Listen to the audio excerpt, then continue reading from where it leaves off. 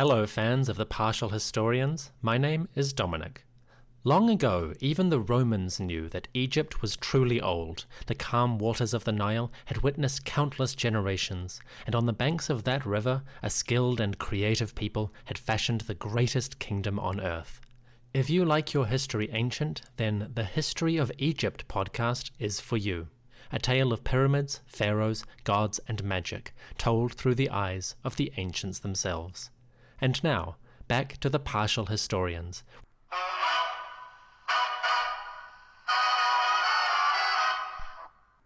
Hello there, and welcome to another episode of the Partial Historians. I am Dr. Rad. And I'm Dr. G. Welcome. We are tracing the history of Rome from the founding of the city.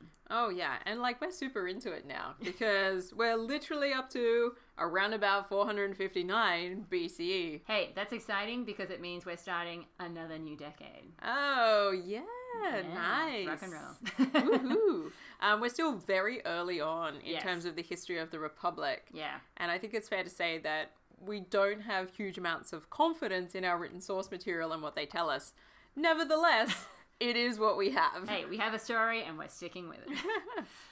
Definitely the big focus for our source material, and therefore us, has been the conflict between the patricians and the plebeians as the Romans try and figure out who they are and how their government should exactly work and who should have what rights. So it's definitely an ongoing theme, and it will continue to be so for another 100 years.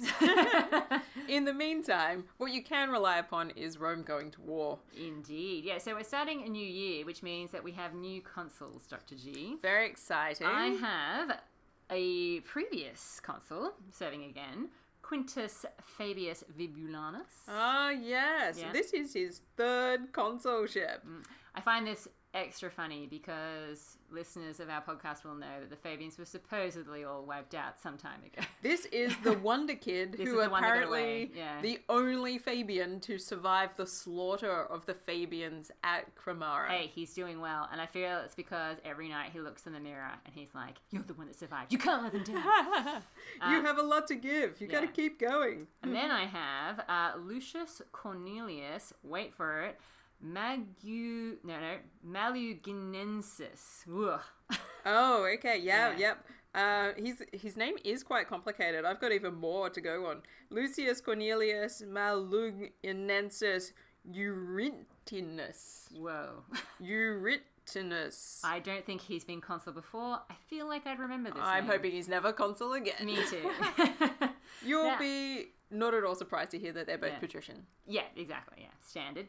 Now, this is actually kind of a big year, not just because of the warfare, but because a census is taken this year in my account. Oh, yeah, hello. I know. Yeah, no record of the census in Dionysius of Halicarnassus. Hey, Livy's very details focused on this kind of stuff.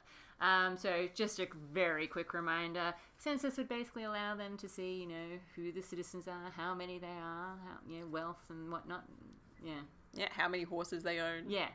All right, do we know what... Does Livy give us results? Just Livy just tells me that it happens. No, Livy. That's why I'm throwing out generalities. I was hoping for an estimate of the population of the city or something. Nope. Oh, sad days. I do also have, though, a problem with some of the religious goings on, which I thought would interest you. I am very interested. I'm listening. The previous year, 460, was a big year because there were lots of things happening, and one of the things that happened is seemingly some sort of invasion/revolt or something, in which the capital was seized, and the Romans had to besiege their own fortress, and in the process of doing that, one of their consuls died. We know this. Yeah, that's not good. Yeah. But is it religiously bad? Well, apparently so. Livy says that there were some misgivings about performing the usual lustral sacrifices because the capital had been seized and a consul killed in that location. Okay. Yeah. So maybe the ground is a little bit tainted by the blood of citizens and consular blood. I guess that's what it is. Yeah. Okay, that's quite unfortunate. I'm assuming they performed the lustral sacrifices for this new year anyway, because it'd be hard not to. Livy doesn't tell me that they didn't take place. He just says that they felt a little squeamish about doing so. So I just thought I'd note that, it's like the incidental detail before we get down to the really serious business. Yeah. In this very spot where your consul was cut down, we are now going to sacrifice. Oh, that doesn't seem right. Oh my God, that is so gross. I am still traumatized from last year. I don't think I can see this right now. Anywho, so on to the more important business, perhaps. For the Romans, at least. Well, yeah, exactly. In my account, Dr. G, the tribunes are just as troublesome as ever. They're still trying to rile the plebeians up and say that all is not well in their world and they shouldn't be happy and they should be pushing for more and they should be pushing for better. So, not a great start to the new consulship. Yeah, look, I mean, that's really not Dionysius's focus at all. I mean, he does mention that they get voted in again. Well, look, this is, I should probably say, that's about all Livy says, that the tribunes were being difficult, which, to be honest, I kind of feel like it's standard by now. So, it's another one of those incidental details. Keeping up the usual. Yeah. Exactly. There seems to be that the important thing is that a stack of Aequians, about 6,000 of them, set out by night from their home and enter the city of Tusculum. Ah, we see. Yeah, you're a bit ahead of me. I'd say things are going in a slightly different order for us. The warfare aspect of this year really kicks off for me when some of the Romans' allies, the Latins and the Hernicians, come and tell the Romans, hey, you know those people that you're constantly fighting with, and even though we get these accounts saying that you've wiped them out, and like you've wiped them from the face of the earth, and like they'll never recover, they keep bouncing back. Somehow. The Volscians and the Aequians, they're up to something. In fact, trouble is already afoot. And this is how the Romans find out in my particular account. And so they have to deal with this in a couple of ways, and that's the usual divide and conquer method of the consuls. So Fabius is sent off to the colony at Antium. Now, Antium had once been controlled by the Volscians, but the Romans have had control of it. Actually, I feel like for a while now. But it's always been a little dicey because it's a pretty important place in Volscian territory, and it's always been, bit touch and go in our accounts anyway. There's been talk about things going on there in the past. So he's sent off to deal with that, and the other consul has to stay in Rome just in case either of the enemies decide to attack. Ooh, all right. So we have some real differences in our narratives. Yeah, definitely. Dionysius prefaces all of this with the Aequians' surprise attack on Tusculum, and they do this. Tusculum is described as being not less than 100 stades distant from Rome. In modern terms, it's about a half-hour drive. Right. Okay. So if you can visualize that. Yeah. Just to the southeast of Rome is a set of nice little hills with some like volcanic lakes and things like that. Lovely area. Tusculum is one of the towns in that region. Yeah. Sort of sitting at the foot of a hill. And if you're thinking, listeners, that this sounds familiar, you are correct. I think we've been here before. Yeah, because it's the people from this area that came to Rome's aid when things were going south with that whole invasion thing in 460. Yes. Yeah. So when Hernicians took the capital, it was the citizens of Tusculum that got together and sent a support force to help Rome out. Without even being asked. Yeah. That is a true friend. Can we just have a collective ah? So we've got this sort of like beautiful sense that there's a relationship positive between Rome and Tusculum. And now Tusculum finds itself on the brutish end of an Aequian incursion because the Aequians are annoyed, very much so, that the Tusculans have this arrangement with Rome, and they kind of pettily go after them because of it. So they take some of the women and the children as slaves. Oh, I was going to say, I thought you meant fighting. I was like, what? No. Take them as slaves and plunder the area. Mm-hmm. They don't kill many of the men, it would seem, for some reason. And maybe they could. Maybe the Tusculans are too tough. I don't know. And it's about this time that when Rome learns about this, that they also hear the news about Antium. And Antium has sort of been a sort of a bugbear for Rome for a while. Yeah. They went on a really deliberate raid to Antium on a few different occasions and then basically turned it into their own colony. Totally, yeah. That hasn't really worked out and it's continuing to not work out. They're spending a lot of resources maintaining this place. They are. Yeah. Antium is on the coast, so maybe it's got some strategic interest for them. But Antium is now in open revolt and being joined by the Volscii, who have a good share in that region because it's very close to Volsci territory. Nay, Antium is theirs as far as they're concerned. Yeah. And so we've got these 2 points of problem as far as Rome is concerned. One to the southeast and one to the southwest. Yeah. Oh my god, they're in almost totally different directions. Oh no! And so they're like, okay, we're going to have to raise the levy, put some armies together, and send them out. Yeah. So Fabius gets sent to the Tusculans, which might be a different detail from what Livy gives us. It is and it isn't. Oh, And okay. Yeah, I can't 100% Don't tell me clear what. that up for you. Yeah. Okay. Yeah. All right. So Fabius apparently, according to Dionysius' Yeah. account, gets sent to deal with the Tusculan situation. Yeah.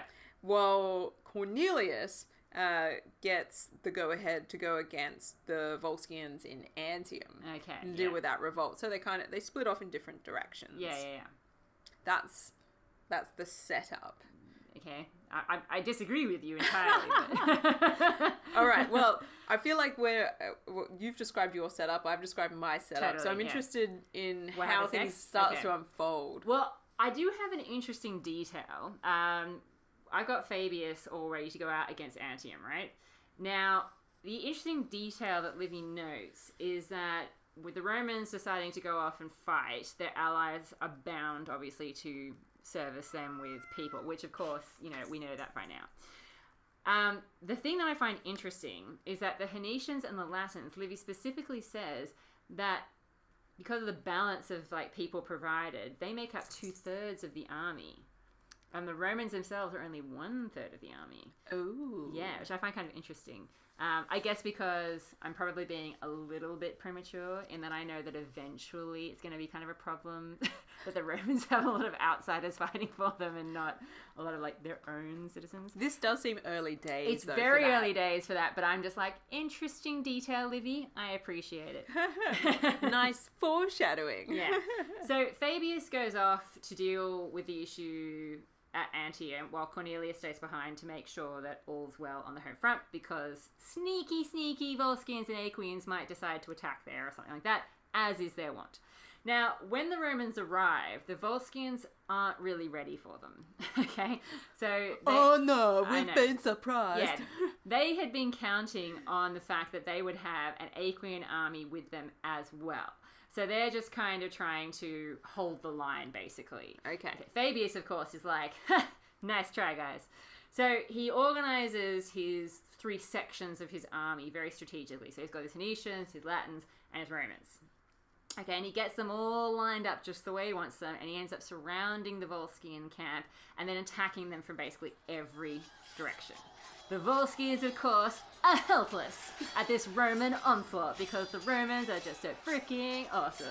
It's hard to resist the power of Rome and their allies. Yeah, precisely, yeah. So the Romans absolutely smash the Volscian army. They destroy their camp. They destroy them while they're running away. They capture lots of booty, of course, because they ran away without their arms, because they're just trying to save their own lives, of course. I hate it when I run away without my arms. Like you have my legs, apparently. Yeah. And they basically end up taking shelter in the forest. If they hadn't had the forest, Livy assures me that they would have been completely wiped from the face of the earth. Something Livy tells me a lot. Anyway. Well, that would certainly solve Rome's problems because these guys just keep coming back. Yeah. It's during this whole situation that the Aequians decide that they're going to send their very best crack troops in a surprise night attack against Tusculum. Okay, and so they capture the Tusculan citadel whilst this seems to all be going on, essentially. The Romans, when they hear about this, are devastated because they know full well that the Tusculans have really just saved them from disaster. So they're extra annoyed, not just because it's the Aequians, but because it's the Tusculans. So Fabius hears about what's going on. And being a fabulous Fabian... The only kind. Exactly. The only one left to be fabulous. Yeah. He leaves behind, basically what he needs to maintain what he's achieved at Antium. And he rushes off to help the Tusculans. Oh, wow. He does get to be the hero of the day in this narrative, exactly. doesn't he? So he's here, there, and everywhere. Wow. Now, when he arrives, it becomes slightly less exciting because, they're occupying a citadel. So it's a little bit tricky to actually attack them in any sort of meaningful way. And what ends up happening is quite a lengthy siege, where the Romans don't really triumph because of spectacular military successes, but really because they starve them out. And hey, you know what? That's ancient warfare. That happens. So eventually they win because the people they're opposing just can't hold out any longer, essentially. I feel like I should pause there and see what's happening in your account. Yeah, wow. Oh, look, I mean, it's different. It's just a little bit different. Well, because first of all, Dionysius has already told us from the outset that the first thing that happens is the Aequians make a move on Tusculum. Yeah. And Rome finds out about it. So the order is completely out of whack already. Absolutely, yeah. As far as he's concerned. But then it's Cornelius that gets sent to Antium. And so I'll give you the Antium narrative first, even though Dionysius gives it to us later. Yeah. Because that seems like the nice sort of parallel for now. Yeah. So Cornelius goes against the Volscians in Antium, takes a bunch of Romans with him. No mention of taking any allied forces, I might add. What can I say, Dr. G? It's all about the details. So he finds an army outside of Antium. Yeah. Kills a lot of them, and the rest run away. That matches with what I've got, yeah. They go and camp back near the city, and that's fine. So then he starts laying waste to the land, very traditional Roman warfare stuff. Yeah. Surrounds the city, and then basically turns the city into an encamped structure. So he erects a ditch with palisades around the city of Antium. Yeah. Which makes me think that Antium can't be that big. What are they realistically. Guys, what are you doing? I just put a wall around your whole city. Okay. So then this forces the enemy to come out because they definitely don't have enough supplies realistically to just stay inside the city. They weren't expecting that to be their camp. Right. They were just going there to sort of recoup and then move. Yeah. So this is a problem. But it also means that the fighting is messy. So there is some siege warfare style stuff involved. Dionysius makes mention of the use of scaling ladders. Okay. And of battering rams. Ooh. Yeah. And they take the town. Right. So presumably they retake Antium. Well, yeah, I was going to say they kind of retake it. Yeah, they retake Antium. Yeah. But this is pretty terrible. So we've got booty taken. We've got mentions of spoils that are sold off by the quaestors. We haven't heard a lot about quaestors up until now. They are generally involved in money matters, though. Yeah, so, but they are starting to emerge a little bit more clearly into the narrative. They seem to exist, apparently. But then they start selecting colonists from the original inhabitants of Antium. Okay. And people who had been quite prominent in the revolt of Antium. Ooh. So, yeah, this is about to get really ugly. Okay. So they take some of the local people and some of the colonists. Yeah, yeah. So people who were originally Roman. Yeah. Or allies of Rome and thus sent out. Yeah. These are publicly scourged Oh, dear. and beheaded. Oh, God. So this is where the whole Fasces thing comes in. It does. Beating them with rods and then chopping off their heads. Yeah, so the scourging is going to be really unpleasant. Yeah. Basically, bundles of rods or of pieces of wood tied together to form essentially like a club. People getting beaten with those. And everybody in this watches. town would be made to watch. Everybody's made to watch. The whole point is, this could be you. Yeah. So this is public violence of a very particular kind. It's designed to quell rebellion. Absolutely. Well, I mean, from the Roman point of view, obviously, they've broken. I mean, they're not doing this for fun. They're not like well, we've just taken this town and this is how we celebrate our victory or instate control. No, this is how we reinstate control after you betrayed us. Yes. And we need to do this because otherwise our whole system doesn't work. Yeah, it fails. Yeah, we can't afford to have... Our power has been questioned. And we can't afford to have this happen. Yeah, they've gone to the trouble of taking Antium, colonizing it, putting it up as their own, and to find out that a rebellion has taken place means that the citizens are not self-managing and the colonists have not been able to quell the rebellion internally. Yeah. And from a Roman perspective, this makes them just as guilty. Well, to be fair though, I do think back to when the Romans first conquered Antium, and I seem to recall that not many people actually wanted to go and live in Antium. They certainly did not. And I don't know if they'd want to live there now either. No. Things are not looking good. Yeah, no, that's definitely not mentioned in my account.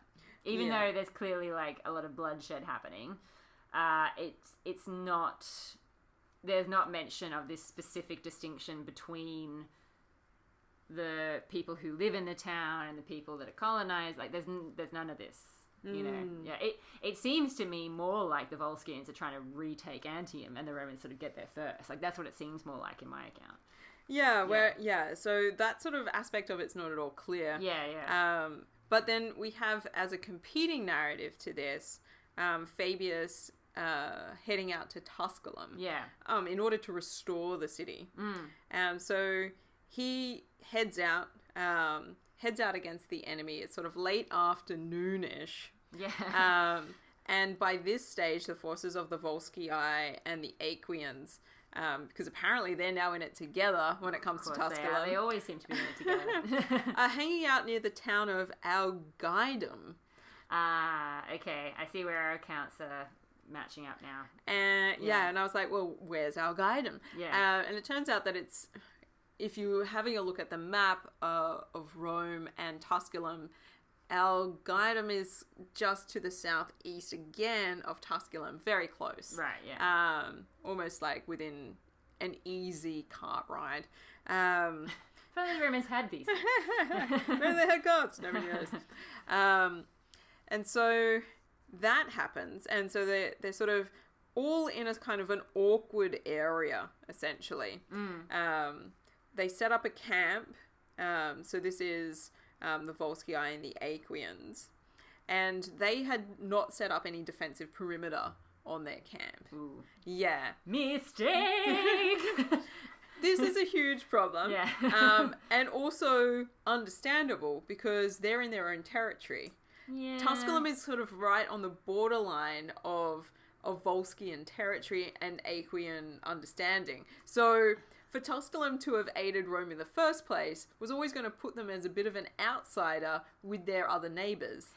I do get that, but at the same time, if you know you're at war with someone... If you've come along and stolen the plunder from somebody's city and you're heading home, it might be good to build a defensive camp. I just feel like it's a best precaution, you know. Well, as it turns out, it was not great. And they didn't put up much of a defensive perimeter. Dionysius explains this as they're in their own country, and not only that, they're contemptuous of their foe. Of course they are, they always are. Well, how many times you guys fight each other? They never seem to have much esteem for each other. Well, the Romans just have come back from having the Capitol taken from them, so... That's true. You know, they're not, like rumour would have gotten around that they're not in the best position militarily now. Yeah, that's true, So Fabius decides to attack. Seems like the right plan. He leads the charge. So this is a classic early consular republic move. Is to be at the head of the army. Be like, follow me, boys. Absolutely. The consuls is so awesome. He takes the first charge. He's on a horse, presumably followed by his infantry. Great. Everybody gets quite excited. Lots of enemies get slain. It's bad. A lot of them are still asleep when the attack begins. So that's not good either. There's no defense. They're kind of asleep. And most of them start to run away.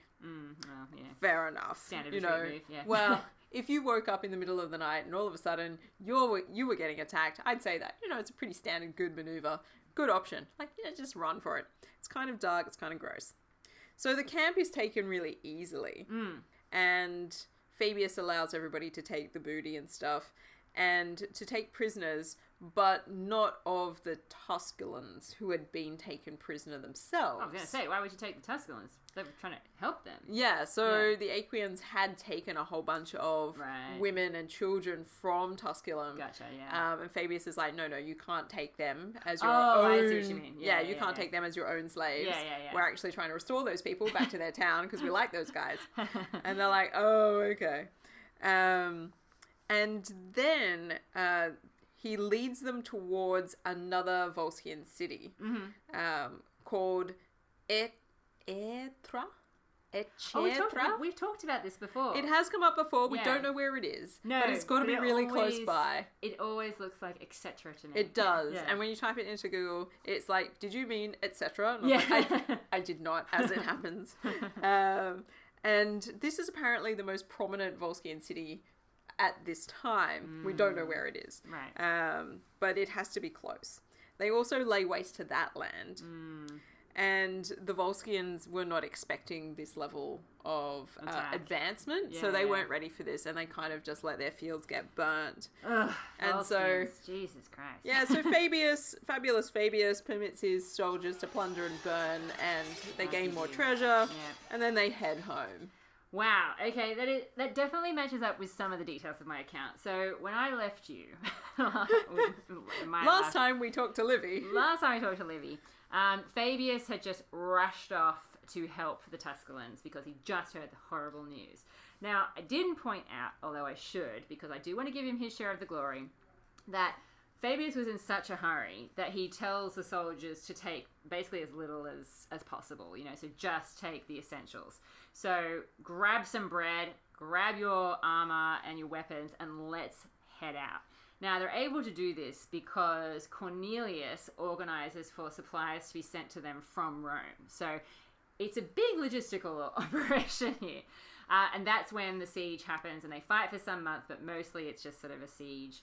And eventually they manage to get the Aequians out by starving them out. Okay, so interestingly, once this has happened, once they've admitted defeat, the Tusculans strip the Aequians of their arms. Again, painful but necessary. My arms! Exactly. Strip them right down. They're not wearing any armor or anything like that, and make them pass under the yoke. So, like you were talking about earlier, reinstating that idea of we're in charge here, guys. So this idea of passing under the yoke, it's a really important concept because its meaning seems to change over time. So in this early period, because I was doing some reading about this, because I was like, oh, this is a really interesting concept, because if you think about a yoke, you're kind of thinking of the agricultural equipment that you put around an oxen. Yeah. But that's not actually what we're referring to when we talk about somebody passing under the yoke. What we're talking about is it's a warfare situation. We're talking about an organization of spears, basically spears crossing each other. So sort of forming almost like a tunnel. Yeah, like a cool military archway.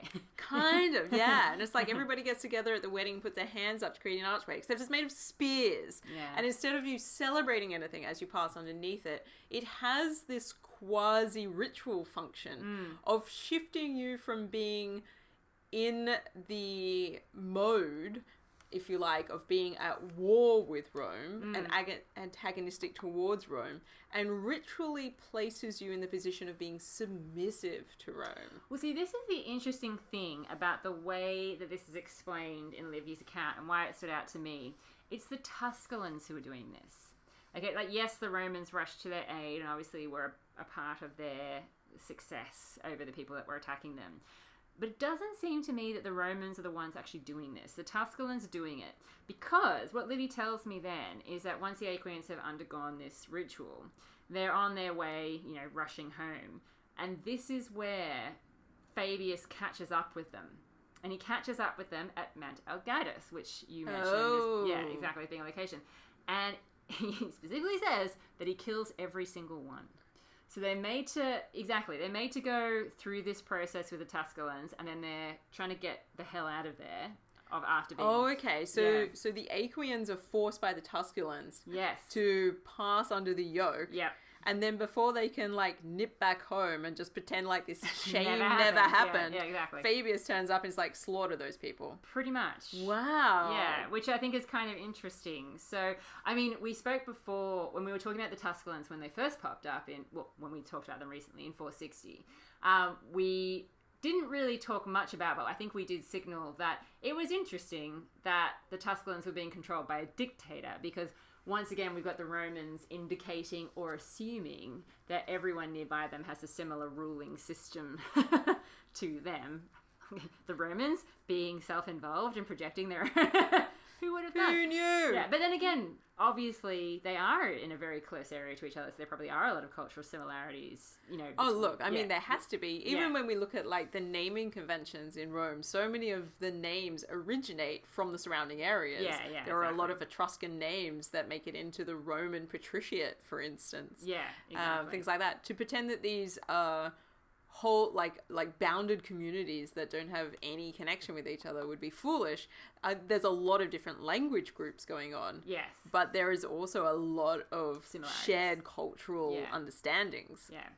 Anywho, so Fabius is obviously having a great year this year because, you know, it's just victory after victory. Like, he can't get That's enough. why we call him fabulous. Yeah, so he goes to a place called Columen, and he basically sets up a military camp. Now, this is where Cornelius joins him. Okay, so he's been watching and waiting and watching. Now is his moment.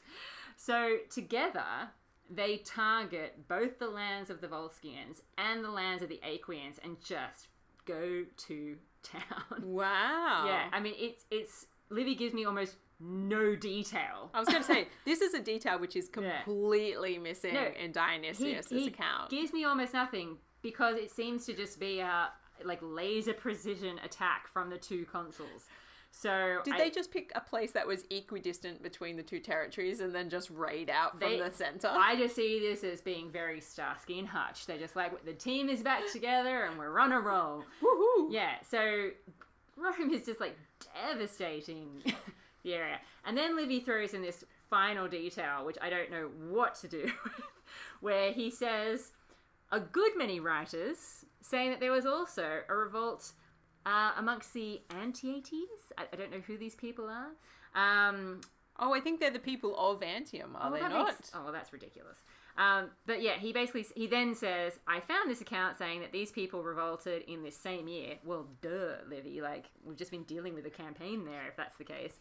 And that Cornelius is the one that was sent against them and captured that particular town. However, I don't feel safe saying that this is for sure because it's not attested in all the historians that I can find. Oh, that's nice. Okay, he's doing some historiography. Yeah, tick to Livy. So I feel like that has to be the place where I personally wrap up. But do you have more? I do have slightly more. Okay. Yeah, Dionysius does also do some historiography in this section.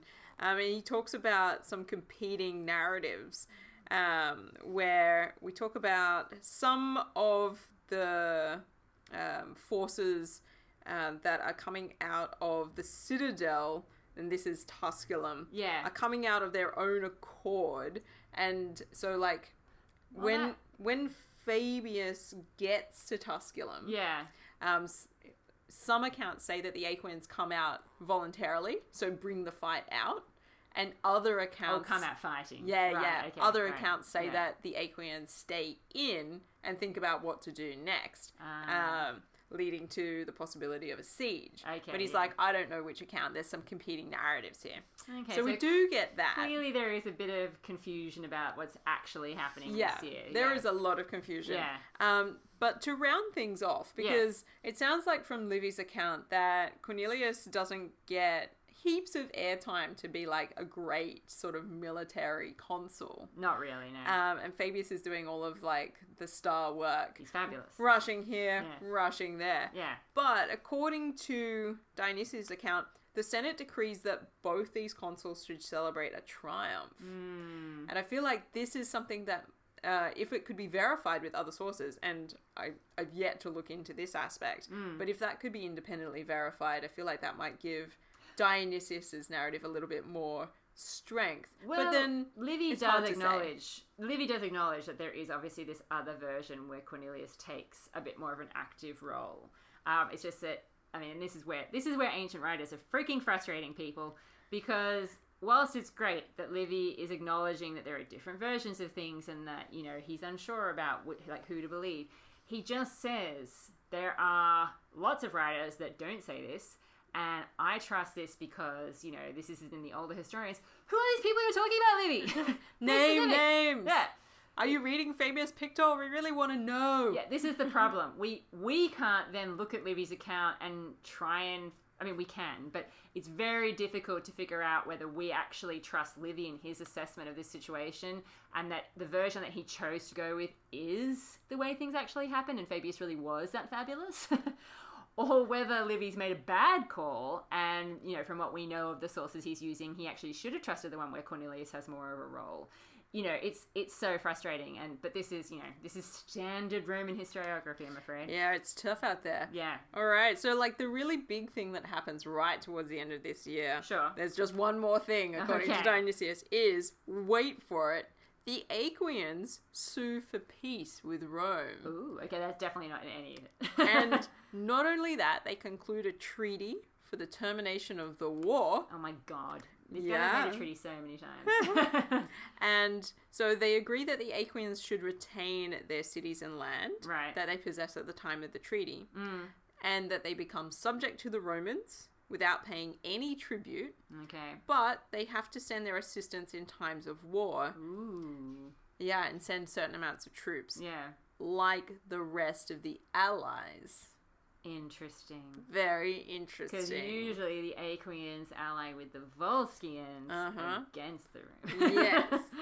But apparently now, after a tough year on the battlefronts, the Aequians have decided to come to an agreement with Rome. I think it's fairly clear the Aequians have had the worst time of it this year out of the two enemies of Rome. Yes, so, it's safe to say that 459 has not been a great year for the Aequians. No. Now, I do have a little bit more detail about 459, but I feel like I won't go into it yet, because what you've just said comes in at a different point in my year. Ooh. And in order to go around to that part of the narrative, I have to take you through some home front stuff. So I feel like I should save that for next episode. So, all right, well, I'm on tenterhooks already. All right, so that means, Dr. G, that it is time...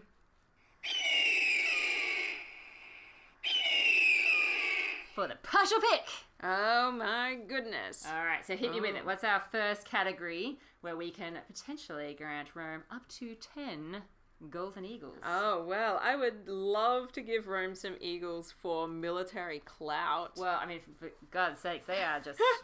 they are running rampant at the moment. They're going here, they're going there. Everybody falls aside. They really have no serious opposition this year. They have asserted their dominance, yes. And if both consuls have celebrated a triumph, it really doesn't get better than that. No, the only catch would be the whole Antium thing being a potential revolt. Yeah, that's awkward. So I feel like we can't give them like 10 out of 10 or anything. But maybe an 8 out of 10. I think an 8, yeah. All right, so an 8 for military clout. Woohoo. Which brings us to... diplomacy. Okay, well, see... in your account, there is that negotiation with the Aequians, and that will come up in my account. It just hasn't yet. Yeah, look, I mean, maybe it's a little... I don't know. I guess we'll see. I'm willing to give them about a 4. I mean, they've concluded a treaty. Yeah, exactly. And there's not much else. There's no, like, internal... We don't get any hardly internal narrative for what's going on with Rome. So it's like, we're not sure about the situation with the plebeian and the patricians. Yeah. Yeah, well, I know that things aren't going too well with the tribunes, but I won't go into that. Yeah. Okay, yeah. Expansion. Well... Nah, I don't think so. No, I mean, they're reconquering Antium, and they're putting the Volscians and the Aequians in their place, but they don't really get any new territory, so I don't think they can get any points for that. That's a 0. Yeah. Virtus. Definitely. So much Virtus. Yeah. We've got a fabulous Fabius back in the picture. And we've got Cornelius also doing some good stuff, and we've got the Romans adorably coming to the rescue of the Tusculans. Oh, cute. And also, I mean, you know, the allies as well. We are so nice to our friends and terrible to our enemies. Yeah. So I feel like it's going to be what, like a 6 or a 7? Oh, yeah, look, I mean, in terms of like individual acts with Virtus, Fabius leading the charge. True. Yeah, I think that's up there. Okay, so 7? 7. Okay, cool. Final category. The citizen score. What would it be like to be an average Roman in this year? Well, as you pointed out, most of what we've talked about so far this year, and there will be more, but not yet, has been about warfare. Now, for the average citizen, this means that they're once again back in the field, potentially. However, at least Rome itself does not seem to be under threat. Oh, yeah, it could be worse. Yeah, it could be worse. Yeah. Maybe a 4. Okay. All right, that means that we have seen some improvement, as we tend to when Rome is at war.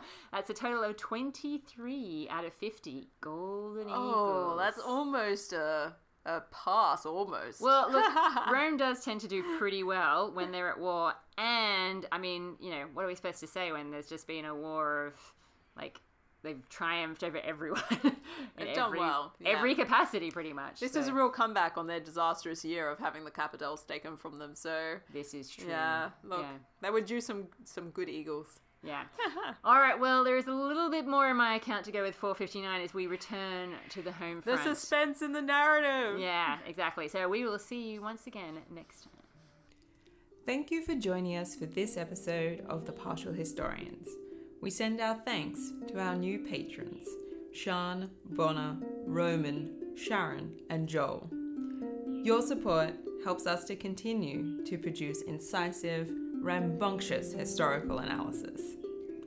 If you enjoy our work, you can follow our podcast on Twitter, Facebook, and Instagram. You can also support our work through Patreon. Yours in ancient Rome, Dr. G.